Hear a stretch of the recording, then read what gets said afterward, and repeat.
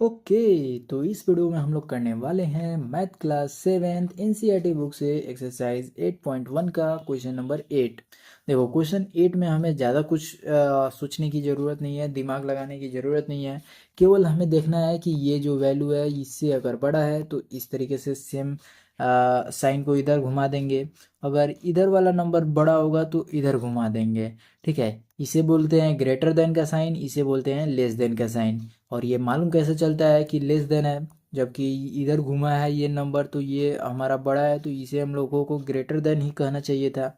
तो जो initial number होता है, जो फिक्स्ड नंबर होता है, जो हमारा पहला नंबर दिया रहता है उसके अनुसार अगर इधर घुमा रहेगा तो ग्रेटर देन इसे बोलेंगे।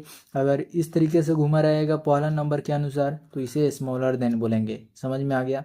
स्मॉलर के आगे जो देन लगा या फिर ग्रेटर के आगे जो देन लगा उसका मतलब होता है कि जो नंबर तुम्हारा है पहला नंबर वो दूसरा से छोटा है या फिर बड़ा है। ये बात हमारा पहला और दूसरा में बताता है ये दोनों साइन। और तीसरा जो साइन है वो तो तुम जानते ही हो, इक्वल का साइन है, यानी बराबर अगर दोनों नंबर्स होंगे तो तुम डायरेक्ट बोल दोगे कि यस ये दोनों जो है इक्वल हैं। ठीक है, तो इस तरीके से कुछ 8 नंबर को हमें इन फिल इन द ब्लैंक्स में भरना है। तो यहाँ तक देख चुके हो तो अभी वीडियो को लाइक करो, चैनल पर नए हो तो सब्सक्राइब करो और अपने दोस्तों के बीच में वीडियोस को शेयर करते रहना। और अपने क्वेश्चन नंबर 1 के साथ शुरुआत करते हैं। क्वेश्चन जो है हमारा -5 और बाई में 7 है, 2 और बाई में 3 है। इन दोनों में हमें डिसाइड करना है कि बड़ा कौन है। तुम दो तरीके से इसे डिसाइड कर सकते हो, या तो इसका डिनोमिनेटर सेम कर दो। जब मान लेते हैं कि डिनोमिनेटर दोनों में सेम रहे, जैसे कि ये वैल्यू और ये वैल्यू दोनों में डिनोमिनेटर तुम्हें सेम देखने को मिल रहा है, तो हम लोग केवल देखेंगे कि न्यूमरेटर में बड़ा कौन है, और जो भी बड़ा दिखेगा उस तरफ से मुंह को इसका खोल देंगे। तो इस तरीके से हम लोग बता सकते हैं। तो ये तो हो गया पहला तरीका। इन दोनों कोई का एलसीएम लेके 21 आएगा एलसीएम, और दोनों कोई का जब डिनोमिनेटर सेम करोगे तो न्यूमरेटर जो है चेंज हो जाएगा, और उस केस में जो बड़ा वैल्यू होगा उस तरफ से मुंह खुल जाएगा। लेकिन ये जो है थोड़ा सा लेंदी प्रोसेस हो जाता है, जबकि हमें क्वेश्चन जो है ऑप्शनल ऑब्जेक्टिव दिया रहता है, तो उस केस में हम लोग उसका यूज नहीं करते हैं। जब भी अरेंज करने का मतलब नंबर बोलता है कि arranging the following in descending ascending order, तो उस तरीके से उसका यूज करते हैं। यहाँ पे हम लोग क्या करेंगे कि यहाँ पे सीधा क्रॉस मल्टीप्लिकेशन कराएंगे। जैसे -5 और इंटू में 3 करा देंगे, और यहाँ पे 2 इंटू में 7 कर देंगे। ये वैल्यू को जब हम लोग इससे मल्टीप्लाई करेंगे तो उसे हम लोग बाद में लिखेंगे, और ये वैल्यू को जब इसके साथ मल्टीप्लाई करेंगे तो उसे हम लोग पहले लिखेंगे। पहले हम लोग 5 इंटू में 3 फिर 7 इंटू में 2 लिखेंगे। समझ में आया? तो ये वैल्यू जब हम लोग कैलकुलेट किए तो माइनस में 15 आ गया, और ये वैल्यू हमारा 14 आ गया। तो तुम जाहिर सी बात है कि तुम देख सकते हो कि एक वैल्यू निगेटिव में आ रहा है और एक वैल्यू पॉजिटिव में आ रहा है। पहले ही तुम क्वेश्चन से कह सकते थे कि ये वैल्यू जो है तुम्हारा बड़ा है, यानी ये कोई भी निगेटिव नंबर हो वो हमेशा पॉजिटिव से छोटा ही होता है। समझ में आया? ये ऑलवेज ध्यान में रखना कि बड़ा कौन होगा तो वो होगा तुम्हारा पॉजिटिव। और दूसरा बात क्या है कि जब तुम इस तरीके से किए तो ये जो है अगला जितना भी क्वेश्चन आने वाला है जिसमें क्रॉस मल्टीप्लिकेशन से करके मालूम चलेगा उस पर प्रैक्टिस बन जाएगा तुम्हारा। तो ये पहला में तुम इस तरीके से साइन घुमा दोगे। दूसरा में जो है -4 बाई में 5 और 5 माइनस में और बाई में 7 दिया हुआ है, इसमें हमें बताना है बड़ा कौन है। तो -4 इंटू में माइनस में सॉरी 7 कर देंगे, और दूसरा में कर देंगे -5 इंटू में 5। तो ये वैल्यू -28 और -25 दिख जाएगा। तो इस केस में जो है तुम 28 देख के डायरेक्ट इधर घुमा देते हो, लेकिन ये गलत हो जाएगा। माइनस में जब भी बड़ा वैल्यू दिखे वो छोटा वैल्यू होता है, और जितना ही छोटा वैल्यू निगेटिव में दिखे वो उतना ही बड़ा वैल्यू होता है। तो इस तरीके से ये वैल्यू इस तरीके से घूम जाएगा। समझ में आया?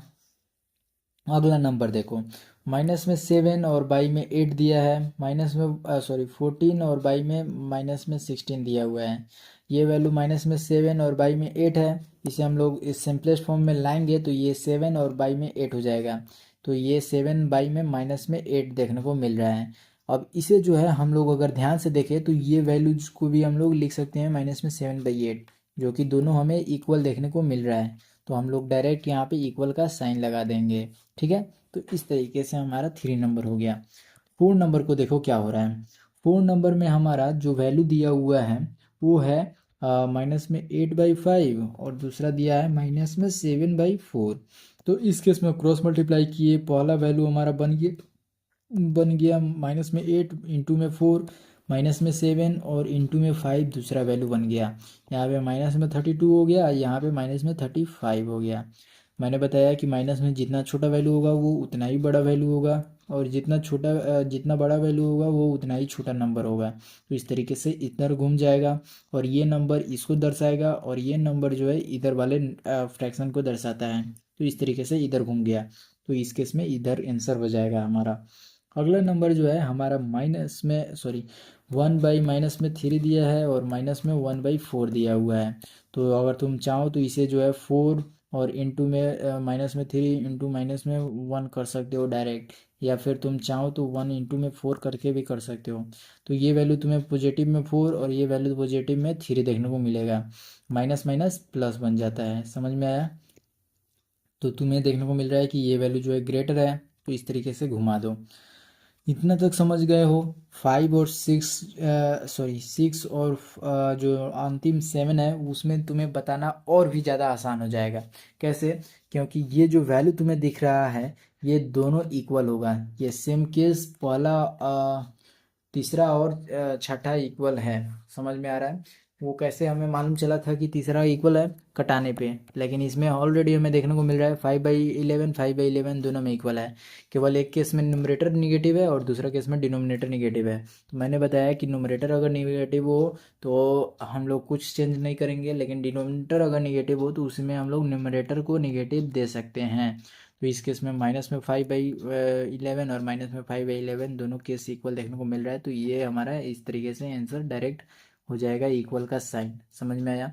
और दूसरा केस 7 नंबर जो नंबर बताया मैंने, उसमें मैंने क्यों कहा कि आसानी से बता दोगे, क्योंकि जब भी तुम इंटीजर का फॉर्मेशन देखते हो तो तुम्हें कुछ इस तरीके से लिखा हुआ दिखता है।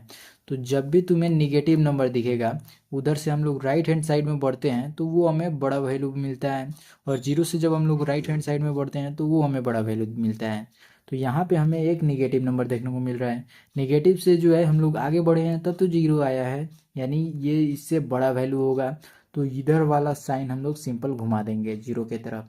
तो इस तरीके से जो है तुमने 8 नंबर को भी कंप्लीट कर लिया। और इसी के साथ ये वीडियो ख़त्म होता है। वीडियो अगर तुमने समझ में आ गई होगी तो तुम इस क्वेश्चन को जो है आसानी से बना सकते हो। और वीडियो यहीं पे ख़त्म करते हैं। अगली वीडियो का लिंक तुम्हें डिस्क्रिप्शन में मिल जाएगा, जिसे अगर तुम चाहो तो प्लेलिस्ट के थ्रू भी जाके देख सकते हो। और ये वीडियो यहीं ख़त्म करते हैं, मिलते हैं अगली वीडियो के साथ। तब तक के लिए बाय। और इस वीडियो को लाइक और सब्सक्राइब करके जाना।